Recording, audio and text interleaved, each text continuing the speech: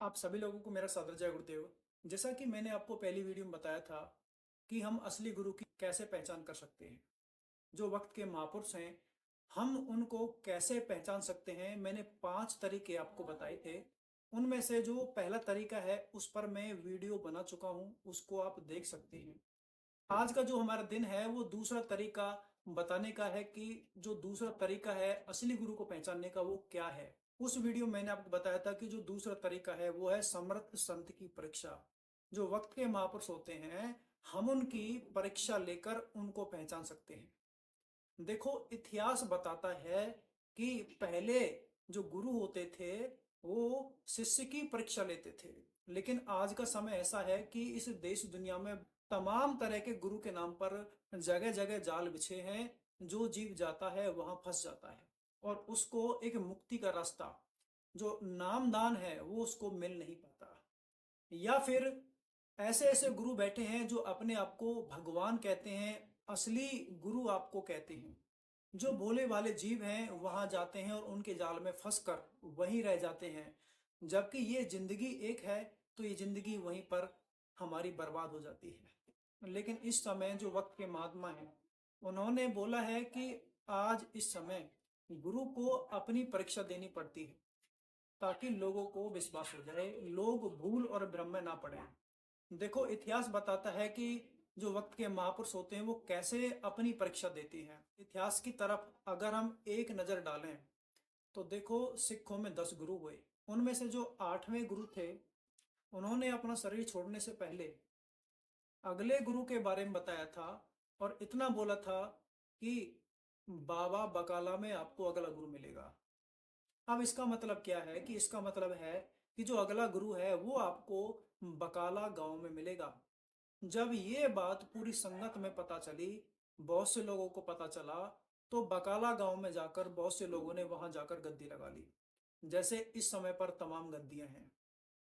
जो लोग भोले वाले होते हैं वो उन गद्दियों के चक्कर में, मान सम्मान के चक्कर में फंसकर रह जाते हैं। लेकिन जो गुरु होते हैं वो कोई ना कोई रास्ता निकालता है, क्योंकि वक्त का महात्मा अपने जीव को फंसने नहीं देता। जो उनको दिल से चाहता है वो कभी ना कभी अपने शिष्य को अपने पास बुला ही लेता है। तो जो वक्त के गुरु थे उन्होंने एक रास्ता निकाला कि कैसे ना कैसे इन लोगों का पर्दाफाश किया जाए। उस समय एक व्यापारी थे जिनका नाम मक्खन शाह था। इसी कारणवश उनकी नाव समुद्र में फंस गई। तो समुद्र में फंसने के कारण जब उनको लगा कि मेरी नाव अब डूब जाएगी, तो उन्होंने कहा कि जो वक्त के महात्मा हैं, जो वक्त के गुरु हैं, वो मेरी नाव को बचा लें, मैं उनको 500 अशर्फी भेंट चढ़ाऊंगा। अब देखो, यहाँ गुरु को किस तरह से अपनी परीक्षा देनी पड़ती है। उनकी नाव तो बच गई, वो घर आ गए, लेकिन वो 500 अशर्फी उन्होंने उठाई तो गुरु हरि कृष्ण जी के पास पहुंचे। लेकिन उनका तो शरीर पहले ही छूट चुका था। तो उन्होंने लोगों के द्वारा पता किया कि अगला गुरु कहाँ है, जो वक्त के महापुरुष हैं वो कहाँ है। तो उनके कानों में सिर्फ एक ही बात पहुंची कि जो अगला गुरु है वो आपको बकाला गांव में मिलेगा। वो सीधा वहां से बकाला गांव गया। बकाला गांव में जाकर देखा कि बहुत सारी गद्दियां लगी हैं। तो वहां जाकर जब उन्होंने देखा कि यहाँ गुरु कौन है, तो वो तो भ्रम में पड़ गया, जैसे आज के जीव पड़े। तो उन्होंने 5-5 असरफियां सबके सामने चढ़ाना शुरू कर दिया। किसी ने आशीर्वाद दिया, किसी ने कुछ कहा, किसी ने कुछ कहा, लेकिन असली गुरु का उसको पता नहीं चल पाया। फिर उसने किसी से पूछा कि क्या यहाँ और भी गुरु रहते हैं? तो उन्होंने कहा हाँ, कुछ दूरी पर एक और गुरु रहता है। तो मक्खन शाह उनके पास पहुंचे और जैसे ही मक्खन शाह ने उनके सामने भी 5 असरफी रखी, तो जो तेग बहादुर जी थे उस समय के जो महात्मा, तो उन्होंने कहा ये क्या चढ़ा रहे हो?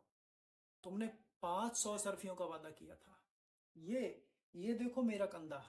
जब तुम्हारी नाव डूब रही थी तो मैंने अपना कंधा लगाया था और तुम मेरे सामने 500 के बजाय 5 सरफी चढ़ा रहे हो। जब मक्खन शाह ने ये बात सुनी तो वो तो हक्का बक रह गए और बाहर निकलकर जोर से बोला, लागो रे गुरु, लागो रे गुरु, असली गुरु मिल गए, असली गुरु मिल गए। तो कभी कभी गुरु को भी अपनी परीक्षा देनी पड़ती है, क्योंकि इस तरह पर तमाम जाल बिछे हुए हैं। तो जो वक्त का महात्मा है वो अपनी परीक्षा देता है।